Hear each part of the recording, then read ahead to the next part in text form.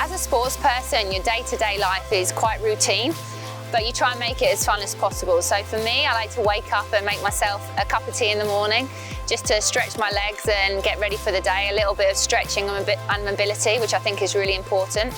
Then if we've had a game, I'll tend to go and do a recovery session. So I'll do the hot and cold ice baths, which I think is really important.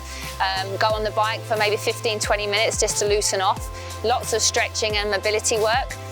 Then after that, obviously living in Melbourne, coffee is huge over here, so I'll grab myself a chai latte and something nice for brunch.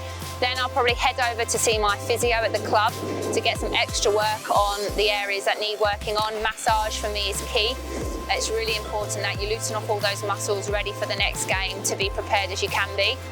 Then I tend to head home and rest up, put my feet up and make sure I keep nice and hydrated, drink lots of water, eat good food and really just rest my body ready for our next game. I'm 31 years old and cross fingers touch wood, I've never missed a game in my career, and I think that's because I really do my recovery and my rehab to the best of my ability.